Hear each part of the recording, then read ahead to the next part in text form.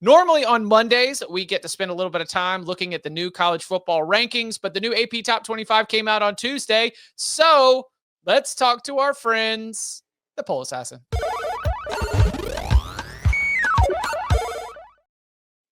Speaking of Poll Assassin, Texas displaced as the number one team in the country. That is taken over by Ohio State. I will say, we had it as a little bit of an icebreaker question for Tuesday's CBS Sports Network show. I did not think it would be as heavy. 55 first place votes going to the Buckeyes. That means that a significant amount of voters who had Penn State number one flipped to Ohio State, even though Penn State, outside of allowing a touchdown to mess up an under, I mean, what did Penn State do wrong? Yeah. Anyway, they played Nevada. Heaven forbid. Danny, as you look up and down the top 25, anything that we sounded like we were all in on Ohio State. Anything stand out in terms of the movement up or down? So there's a couple things. One, I think they got it wrong. I wish voters would be more willing to forget preseason expectations, forget preseason rankings, and just look at who was the most impressive of the weekend, who had the most impressive win. And I thought that was LSU. I thought LSU should be the number one team in the country. And it's not like, Ohio State fans, they were like, well, how could you say that? We beat the number one team in the country. I'm like, well, yeah, but first of all, you did it at home. LSU had their win on the road versus number 4 team in the country.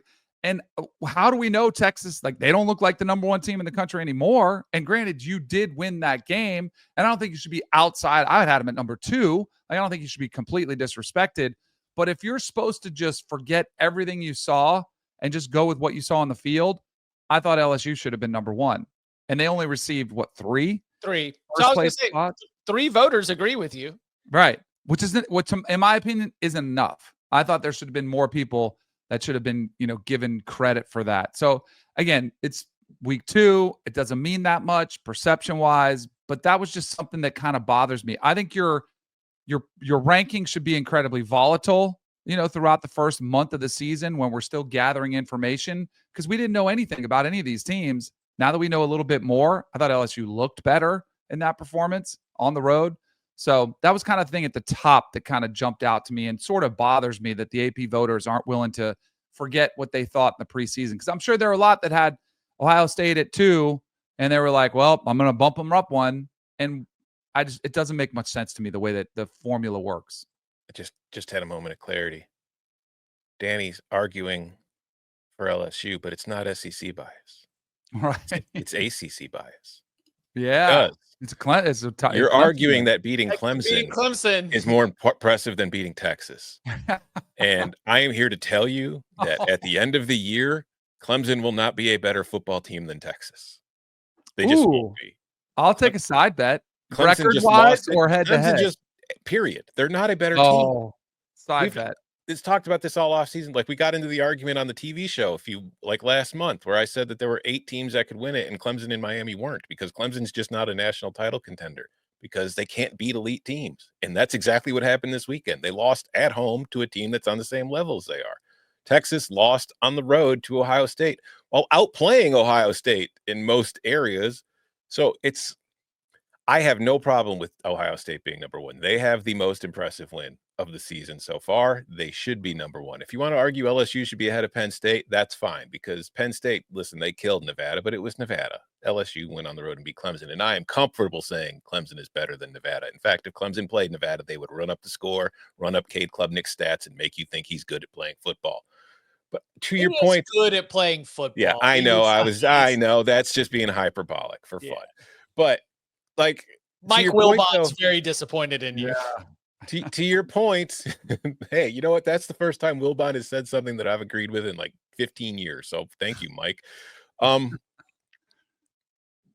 your point, though, about them throwing out preseason expectations, the poll isn't perfect in my eyes. I'd move different things, but I do think that we see, if we look closer, that a lot of people are taking that approach, and they are kind of starting fresh, because Notre Dame was left off of 3 ballots entirely.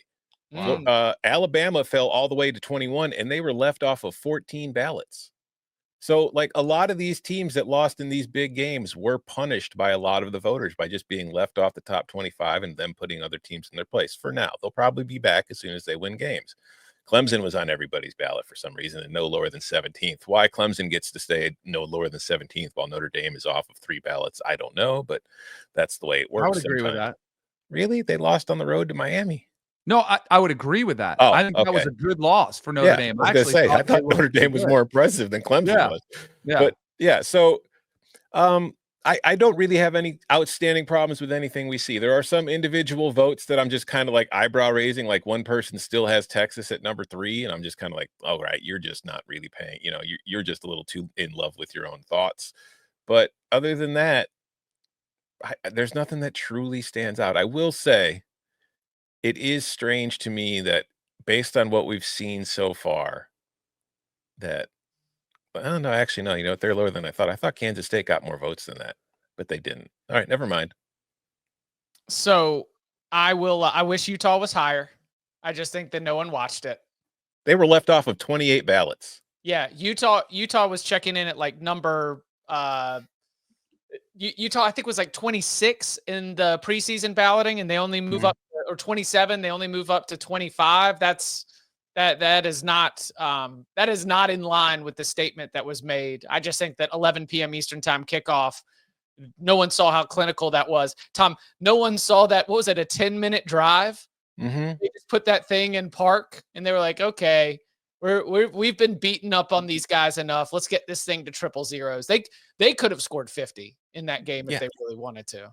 And I'm really happy you brought it up, because this is like a poster case of like West Coast bias and then like Big 12 bias. You know what I mean? In that Utah could appear as high as number 7 on a ballot in Sam McEwen's. They also received votes for 11th, 12th, 13th, 14th. Like they were getting top 15 ballots. Yeah. But then you don't even show up on 28 ballots.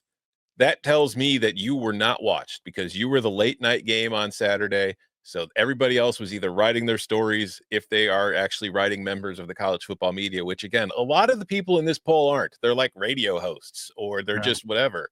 But that tells me you actually aren't watching college football, and yet you are voting in one of the polls that we use to argue about it. I got another team that kind of bothered me. They didn't show up. USF. Like everybody thought Boise State was a top 25 team, and they, 34-7 in that second half, they completely dominated. That defense showed up.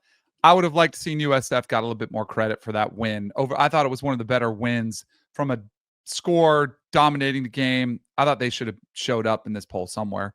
And then it's like, who do you take out? I think there's a couple teams I think I would at least have them considered over. Yeah, only 7 people included the Bulls on their ballot this week. Wow. 7. And that was like a spotlight game. So it's not like there was no excuse for people not to have seen that. 58 voters left them off entirely. Let's see. I don't know if it's posted yet. Do you want me to break a little news about the CBS Sports 136? I do. Danny Kanell, you'll be happy to hear, LSU number 2 in the CBS Sports 136. Nice. Penn State checking in at number 3. We had USF was one of the biggest movers up. Let's see. USF moved up a total of 48 spots in the CBS Sports 136. Florida State up 28 spots to number 13. Tulane, also a big mover up. Boise State, Baylor, Alabama, and Kansas State among the biggest fallers week over week in the CBS Sports 136. Go ahead and check that out, cbssports.com. Anything else from the rankings before we jump into big game breakdown? All right.